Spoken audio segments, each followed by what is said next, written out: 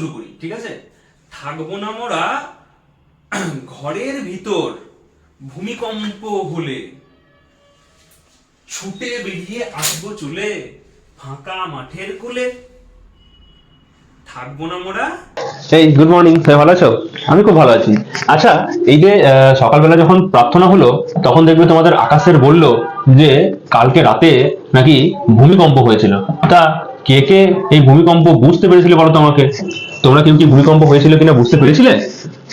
বুঝতে পারোনি? তোমরা সবাই ঘুমাচ্ছিলে নাকি? হ্যাঁ, তো আমি অল্প অল্প বুঝতে পেরেছিলাম, বুঝলে তো, যে ভূমিকম্প হচ্ছে। বেশ, হ্যাঁ তাই তোমরা বুঝতে পেরেছিলে। আচ্ছা আচ্ছা, ভূমিকম্প হলে কি হয় বলতো? কি হয়েছে খবরের কাগজ দেখি তো সকালবেলা আজকে। হ্যাঁ, এই যে কিছু ঘর আছে, এই যে ঘরগুলো তোমার কি হয়েছে বলতো? দেখবে ঘরের কিছুটা অংশ ভেঙে গেছে। হ্যাঁ, কিছুটা অংশ ভেঙে পড়ে গেছে এইভাবে। হ্যাঁ, কিছু অংশ দেখবে ভেঙে পড়ে গেছে, কিছু অংশ দেখবে তোমার কি হয়েছে এইভাবে ভেঙে গেছে। এই যে তোমার রাস্তাগুলো আছে দেখবে যে কিছু অংশ ভেঙে গেছে, হ্যাঁ কিছু অংশ ফেটে গেছে, তাই তো? তাহলে ভূমিকম্প হলে দেখবে খবরের কাগজে প্রথমে এটা তোমার কি হচ্ছে দেখবে এরকম একটা ছবি ছিল একটা, তাই না? এটা কিসের ছবি বললে আনলাম বলতো দিশা? হ্যাঁ, ভাঙা পড়ে ছবি। এটা এখানে বিভিন্ন ভাঙা ভাঙা জিনিসগুলো কি আছে বিভিন্ন পড়ে রয়েছে। তাহলে যখন আমরা আজকে জানলাম যে সকালবেলা যে ভূমিকম্প তোমার হচ্ছিল কালকে, তো আজকে চলো না আমরা এই ভূমিকম্প হলে আমাদের কি করা উচিত সেইটা নিয়ে আলোচনা করি, কেমন হয়? চলো দেখো। আচ্ছা, এক কাজ করো, তোমরা কোনোদিন পুকুরে জল ফেলেছো? পুকুরে জলে ঢিল ফেলেছো? ধরো এটা একটা পুকুর, এই পুকুরে জলে যদি আমরা ঢিল ফেলি, মনে করো ঢিল কেটে ফেললাম এখানে, তাহলে ঢিল ফেললে পুকুরে জলে কি হয় বলতো? হ্যাঁ, ঢিলটা ডুবে যাবে। হ্যাঁ, ডুবে তো যাবে, কিন্তু ঢিল ডুবে যাওয়ার সঙ্গে সঙ্গে আর কি হয় বলতো? বলো বলো, কোনদিন দেখেছো একটা করে তরঙ্গ তৈরি হয় না? হ্যাঁ ঠিক বলেছো, এই যে এরকম গোল গোল গোল গোল দেখবে কিছু তরঙ্গ তৈরি হবে। এই যে গোল গোল গোল গোল দেখবে তরঙ্গ তোমরা দেখতে পাবে। এটা ধরো পুকুরের সাইডে, হ্যাঁ, তো তরঙ্গগুলো কিন্তু দেখা যাবে। তাহলে কোথাও কোনো জিনিস যদি ফেলি আমরা পুকুরের জলে, যখন তরঙ্গ তৈরি হয়, তাহলে ভূমিকম্পের ক্ষেত্রেও কিন্তু তরঙ্গ তৈরি হয়। তো কিন্তু ভূমিকম্পের ক্ষেত্রে তরঙ্গ কেন তৈরি হয় সেইটা আমাদেরকে একটু বুঝতে হবে। দেখো আমার কাছে কি রয়েছে, দেখো আমার কাছে তোমাদের এই বইগুলো আছে। হ্যাঁ, দেখো আমাদের যে এই যে মাটি রয়েছে না, এই যে ভূত্বক, হ্যাঁ মাটিকে বোঝাই তো, ভূত্বক বলি আমরা বা ভূপৃষ্ঠ বলি। এই ভূপৃষ্ঠ কিন্তু এইরকম কয়েকটা প্লেট দিয়ে তৈরি, ঠিক আছে? প্লেট, হ্যাঁ জানো তো প্লেট কি বটে? হ্যাঁ, প্লেট তোমরা জানো না কি বটে? বেশ, আমি বলে দিই। তাহলে এই যে আমরা তোমার বিভিন্ন যে ভূখণ্ড, সেই ভূখণ্ডগুলোকে আমরা ভূগোলের প্লেট বলি আর কি। তো অত তোমাদের এখন জানা দরকার নেই, বড় ক্লাসে জানবে। মনে করো যে এরকম যে বিভিন্ন প্লেটগুলো দিয়ে আমাদের এই ভূখণ্ড মানে ভূপৃষ্ঠটা তৈরি। তাহলে এই যে প্লেটগুলো আছে, এই প্লেটগুলো যখন তোমার কি হয়, এই ভাসতে থাকে, আমাদের অ্যাসথেনোস্ফিয়ার নামে একটা ইয়ে আছে, তোমার একটা মন্ডল রয়েছে। তো যখন ভাসে তখন এরা অনেক সময় কি হয়, এই প্লেট দুটো কাছাকাছি চলে আসে। যখন ধরো এই প্লেট দুটো কাছাকাছি চলে আসবে, এগুলো তো অনেক বড় বড় প্লেট বটে, যখন কাছাকাছি আসবে তখন কি হবে, তোমাদের ধাক্কা হবে, আর ধাক্কা হলেই ভূমিকম্প হবে। অনেক সময় তো এমনও হয় যে একটা প্লেট ধরো এরকম করে আসছে, তো আস্তে আস্তে এর উপর উঠে যায়। তাহলে উপরে যদি উঠে যায় তাহলে কি হবে, এই জিনিসে প্লেট ঢুকে গেল, এখানেও তোমার কি হবে, ভূমিকম্প হবে। অনেক সময় আবার কি হয়, এরা অভিমান করে দূরে চলে যায়। আবার অনেক সময় কি হয়, এরা একে অপরের পাশাপাশি এইভাবে চলে যেতে থাকে। হ্যাঁ, পাশাপাশি ঘষাঘষি করে যায়। তাহলে যখন এইভাবে এরা যেতে থাকে তখন কি হয়, তাদের মধ্যে কিন্তু কি হয়, বিভিন্ন ঘর্ষণ হয় এবং যার কারণে ভূমিকম্প হতে থাকে। তাহলে আমি কি বললাম, অনেক সময় এই যে প্লেটগুলো রয়েছে, এই প্লেটগুলো তোমার কি হয়, এই যে প্লেটগুলো এরা যখন কাছাকাছি আসে তখন কি হয়, ধাক্কা হয়। আর ধাক্কা হলে কি হয়, এইখানে এই যে জায়গাগুলো রয়েছে, এই জায়গাগুলোতে কি হয়, তোমার ভূমিকম্প হয়। ঠিক আছে? অনেক সময় এরা পাশাপাশিও যায়, তখন ভূমিকম্প হয়। তাহলে হয় কাছাকাছি আসবে, না হলে পাশাপাশি যাবে, ভূমিকম্প কিন্তু হবে। বেশ, আরেকটা জিনিস দেখো এখানে। তাহলে এই যে মনে করো তোমরা হচ্ছে এইটা মনে করো যে পৃথিবীর ওপরটা, ঠিক আছে?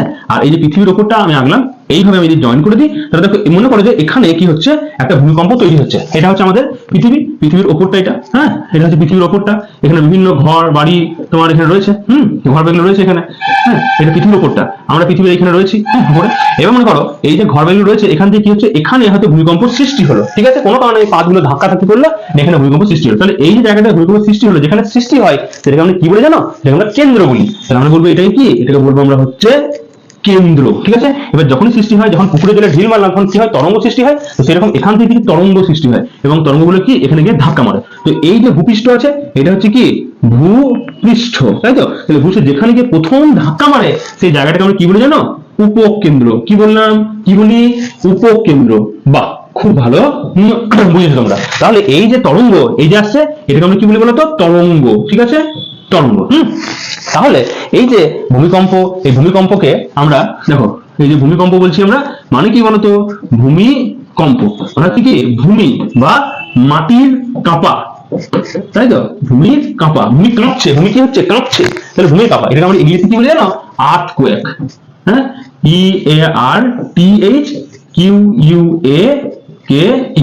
আর্থকোয়েক। ঠিক আছে, মাথায় থাকবে তোমাদের কি বললাম, এটা আমরা বলি আর্থকোয়েক। ঠিক আছে, এইবার এই যে ভূমিকম্প বললাম, এর কেন্দ্র বললাম, তরঙ্গ বললাম, উপকেন্দ্র বললাম, এবং এই উপকেন্দ্র যেখানে আছে এখানেই কিন্তু সবথেকে বেশি কি হয়, ক্ষয়ক্ষতি হয়। ধরুন ঘর বাড়িগুলো সব কোথায় আছে, সব উপকেন্দ্রতে রয়েছে। এই নিয়ে তোমরা কিন্তু পরবর্তীকালে আরো মানে বিশেষভাবে জানবে। কিন্তু আজকে আমরা জানবো যদি ভূমিকম্প হয় তাহলে তোমরা বাড়িতে এবং তোমাদের দাদা দিদি ভাই বোনকে বা মা বাবাদেরকে কি বলবে, যে কি করলে তোমরা সুস্থ থাকবে এবং তোমাদের কোনো বিপদ হবে না। ঠিক আছে, তাহলে ওটা আমরা জানবো। তার আগে আমরা একটা কবিতা পাঠ করবো, দিয়ে আমরা এটাকে আলোচনা করবো। ঠিক আছে, চলো কবিতাটা পাঠ করা যাক। শুরু করি। ঠিক আছে, থাকবো না মোরা ঘরের ভিতর, ভূমিকম্প হলে ছুটে বেরিয়ে আসবো চলে ফাঁকা মাঠের কোলে। থাকবো না মোরা ঘরের ভিতর, ভূমিকম্প হলে ছুটে বেরিয়ে আসবো চলে ফাঁকা মাঠের কোলে। থাকবো না মোরা দাঁড়িয়ে বড় বাড়ির পাশে, থাকবো না মোরা দাঁড়িয়ে বড় বাড়ির পাশে, সেখান থেকে পড়বো সরে সবাইকে নিয়ে। ঠিক আছে, তাহলে মাথায় থাকবে যদি ভূমিকম্প হয় তাহলে আমরা কি করবো, বাড়ির ভিতরে আমরা কি থাকবো না, থাকবো না, আমরা বেরিয়ে চলে আসবো ফাঁকা মাঠে, যেখানে পাশে কোনো বড় কোনো বাড়ি বা বিল্ডিং থাকবে না, কোনো বড় কোনো গাছ টাছ থাকবে না, ফাঁকা মাঠে আসবো, যাতে আমাদের আঘাত টাঘাত কম লাগে। কিন্তু যদি বাড়ির ভেতরেই থাকতে হয় তাহলে যেগুলো শক্ত জিনিস আছে, যেমন ধরো কোনো চৌকি, খাট বা টেবিল, এগুলোর তলে আমরা কি করবো, মানে বসে যাবো, যাতে আমাদের কি হয়, থেকে যাবো, ডুবে যাবো, যাতে আমাদের আঘাত টাঘাত না লাগে। এটা তোমরা নিজেরাও জানলে, তোমাদের বাড়িতে দাদা দিদি ভাই বোনদের জানিয়ে দেবে, এবং পাড়াতে যদি কেউ থাকে যাদেরকে জানানো যায় তাদেরকে অবশ্যই জানিয়ে দেবে। তাহলে আজকে আমরা কি শিখলাম, ভূমিকম্প কি এবং ভূমিকম্পের বিপর্যয় যেটা, সেটাকে আমরা মোকাবিলা কিভাবে করবো এই নিয়ে আমরা জানলাম। তাহলে পরের দিন আমরা কিন্তু অন্য একটা জিনিস নিয়ে জানবো। ঠিক আছে, কিভাবে বিপর্যয়কে মোকাবিলা করতে হবে। আজকের মতন এটুকুই থাক, ধন্যবাদ।